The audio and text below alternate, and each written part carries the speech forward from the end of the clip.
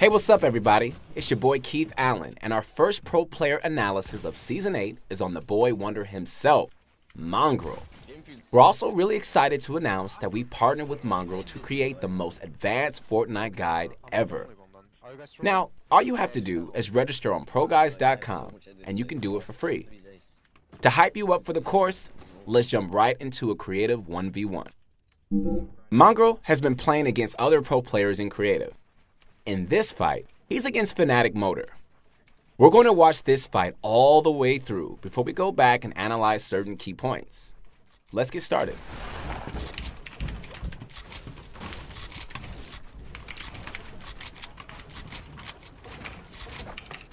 You got lucky.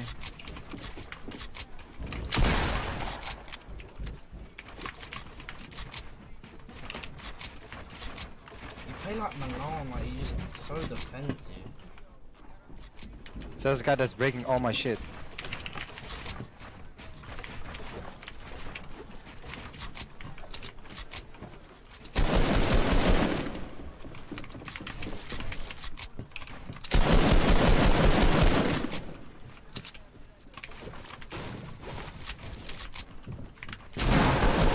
Like,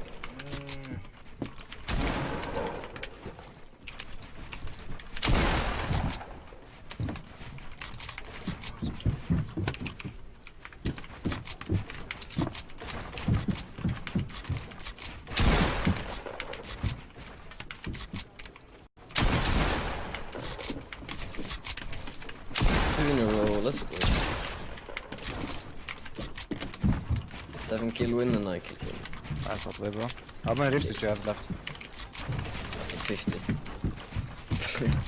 Oh, wait, what? I said how many rifts do you have left? You shoot them all. Kidding, I had one left. I got an extra one from a kill though. At one point fucking 4 people jumped into my box and I just trapped like 2 of them. Killed 2 of them. I don't even know what happened there.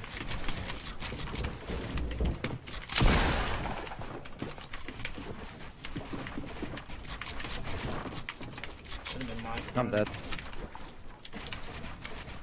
Oh my god, I fucked up double. And I fucked up 3 times in a row. That was such an easy win. Mongrel starts off spamming 90s, but right at this moment, you can see him tilt his camera for a second. He sees that Motor is below him. From this point, Mongrel knows that all he has to do is triple 90 one more time to secure height. The ability to build that fast and still keep track of his surroundings is why Mongrel is a beast. Let's move on to the next important detail. Mongrel decides to shoot Motor down during his retake. However, since the fight has so many builds, Motor was able to connect to old builds. A lot of players would give up in Turtle, but look at what Mongrel does here. High ground players can't see when you're directly beneath them. Mongrel bought himself enough time to find a weak spot and broke Motor down. Although Mongrel doesn't retake high ground here, he at least gave himself a chance. And speaking of retakes, let's watch the key moment that sealed Mongrel the win. Mongrel fights for high ground with a bunch of cone wall ramp tunnels.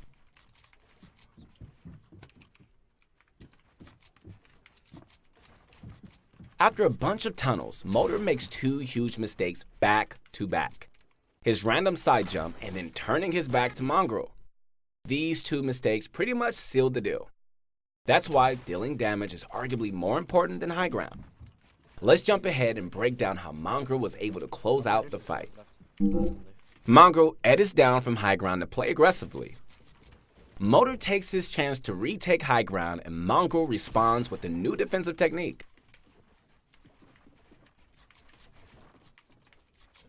I'm dead. Oh my god, I fucked up double.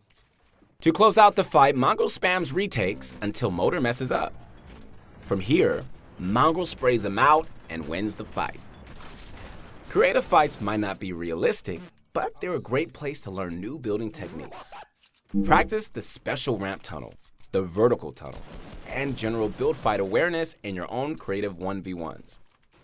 If something didn't make sense in this clip, then seriously go back and watch it again.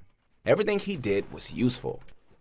If you don't need to rewatch the clip, then let's move ahead and watch a 5-kill pop-off. I want to focus on 2 things in this clip: his great chip shots and his tracking. Both of these things are extremely important. They are both really huge parts of build fighting. Mongrel wins high ground with the basic ramp floor wall and forces his opponent to cover up. The shot that Mongrel took here was a pre-aimed shot. It wasn't a mistake. He was expecting an edit. He follows up by coning the floor, which is something you should always do. To end the fight, take a look at how Mongrel sways from side to side as he edits. If you go for an edit play, then never stand still. Let's jump forward and see how Mongrel handles being pushed by an entire squad. Mongrel starts with the long-range cone, but lands a full damage pump instead. Most players would hide here and end up dying. You need to go for a retake instead. He hits a side jump and follows up with some Tfue classics. Although he fumbles the edit, he definitely had the right idea. Now, before we move on, let's talk about thirsting. I know it's the end thing to do, but there are some downsides. If Mongrel had thirsted, then he'd lose high ground. Instead, he stays up top and lands a huge shot on another player. He follows up by counterbuilding with floors and begins pressuring walls. Right as he pushes in, he gets shot down, but lucks out on a fall damage bug. Anyways, he's in the middle of the entire squad, and again, most players would turtle and probably lose. He does the same thing and goes for the retake instead of turtling. Another thing I want to point out is that he's using the special ramp tunnel again. Mongrel sees a player under him and tracks him for an easy shot. His opponent is building way too slow and gets caught up by a jump peak. Again, Mongrel continues fighting instead of thirsting. Once he finds his next enemy, he actually makes a mistake by building a wall. His opponent could have phased through and fought back, so I would have liked to see an aggressive all-in instead. Regardless, he goes for the chase and lands another chip shot and follows up with a nice cone. Now he's clear for the retake. He also lands another chip shot and breaks shield. Let's listen to the game sound and see if you can track exactly where this player is. From this spot, where is his opponent? Let's find out. If you knew the whole way through, then comment below. Alright, well, let's get back to the clip. There are 2 things that I really want you to learn from this clip. The first is chip damage. Always go for it because it adds up and makes your opponent play scared. You can always go for chip damage in build fights, so keep trying. The second is tracking with sound. You can practice your tracking without pressure by watching streams and trying to predict where players will be, just like I had you do in this clip. Let's watch another great solo squad wipe. Mongrel starts off with a stroke of luck because his enemies aren't shooting him down, so he has free high ground. Even though he sees 2 targets to his south, he turns to the left and picks off the isolated target. This is 100% the right play. If he had targeted the southern players, he would have run into a 2v1, but instead, he goes for the easy pick. As another player rushes in, Mongrel builds stationary 90s to ensure that there's no weird phasing going on. He also cracks his shield with the chip shot and quickly follows up with the down edit for the kill. Editing down is less risky than jumping down because it's faster and less predictable. A lot of players tend to jump, and that's just not the way to do it.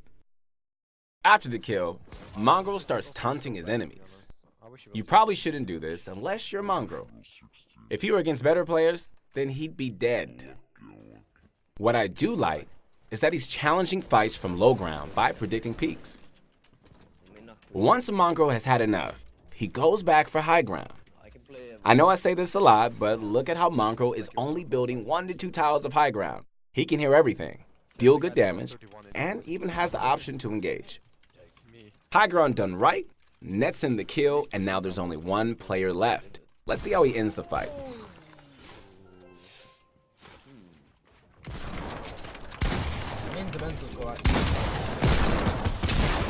I'm not even kidding, man. It's so There are two things that you should learn from this clip. The first lesson is target selection. A lot of you play duo and squads, so target selection matters a lot. Pick the targets that are out of position and ask your team to focus fire. The second lesson is again to go for chip damage. Chip damage always opens the door for aggressive plays. We've been watching a lot of solo squads, so let's end with the perfect 1v1 fight. There were a bunch of nice builds and edits in this clip, so let's break it down slowly. The first thing that we have to look at is his high ground retake. He placed a floor and cone on top of himself to stop his opponent from counter building. Then he edited both and made an easy push for high ground. People don't do this because it's really hard to edit while running. It takes a lot of practice, but it's totally worth it to learn. The next thing I want to point out is his long range cone. This should show you how easily cones snap into other builds. Cones might seem intimidating at first, but they aren't too hard with some practice. To close out the fight, Mongrel counter builds and edits down, earning himself a nice chip shot. His last move is a quick ramp flip and ends the fight with a successful all-in. Mongrel is all about getting one counter build or one tile of high ground and then going in. A lot of players tend to hesitate, which gives your opponent time to make a counterplay. It's a tough thing to ask, but try your best to fight this aggressively every single fight. If things go wrong, then don't worry, Mongrel makes plenty of mistakes too. Keep trying it. You'll get it before you know it. That's a wrap for our first analysis video of Season 8. If Mongrel inspired you, then visit ProGuides.com to check out his course. You seriously do not want to miss it. Hey, it's your boy Keith Allen again, and if you want to connect with me, I would love to hear from you on my Instagram. A lot of you guys have been leaving comments, and it's really, really cool that you do so, so keep it up. You guys got any questions or comments, let me know. And stay tuned for all our future videos.